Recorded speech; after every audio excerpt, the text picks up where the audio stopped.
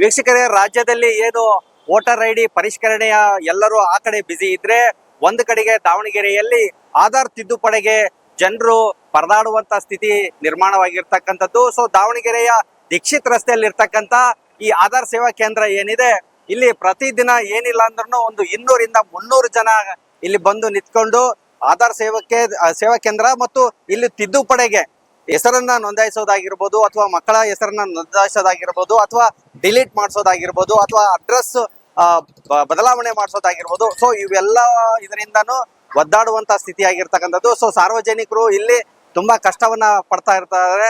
ಯಾಕಪ್ಪ ಅಂತಂದ್ರೆ ದಾವಣಗೆರೆಯಲ್ಲಿ ಬೆರಳೆಣಿಕೆಯಷ್ಟು ಅಷ್ಟೇ ಆಧಾರ್ ಸೇವಾ ಕೇಂದ್ರಗಳು ಇರ್ತಕ್ಕಂಥದ್ದು.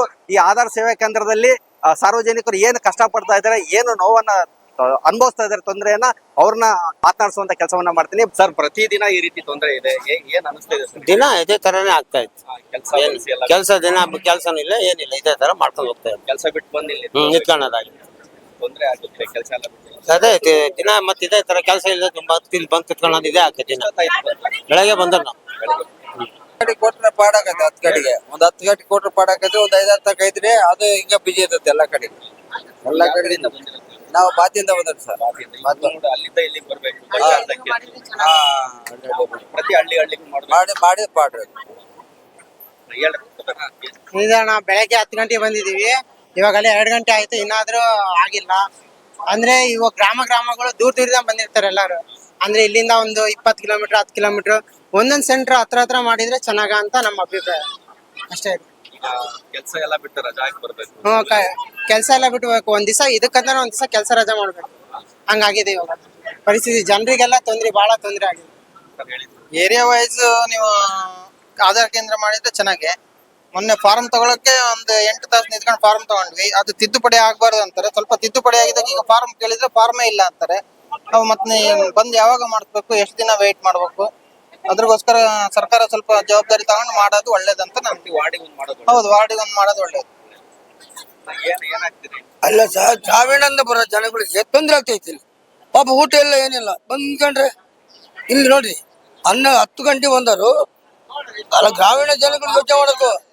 ಅವ್ರ ದುಡ್ಡು ಇರ್ತದೆ, ಇಲ್ಲಿ ಅವನಿಗೆ ಗೊತ್ತು. ಸುಮ್ಮನೆ ಹಿಡ್ಕೊಂಡು ಕುತ್ಕೊಂಡ್ಬಿಟ್ರೆ ಇಲ್ಲಿ. ಹೌದಲ್ಲ ಸರ್, ಗ್ರಾಮೀಣ ಬ್ಯಾಂಕಿಗೆ ಫಸ್ಟ್ ಅವರಿಗೆ ಬಡವರು ಬಂದಿರ್ತಾರ. ಹೌದಾ, ನೋಡ್ತಾ ಇರ್ಬೋದು ಸಾರ್ವಜನಿಕರು ಯಾವ ರೀತಿ ಕಷ್ಟ ಪಡ್ತಾ ಇದ್ದಾರೆ ಸರತಿ ಸಾಲಿನಲ್ಲಿ ನಿಂತ್ಕೊಂಡು.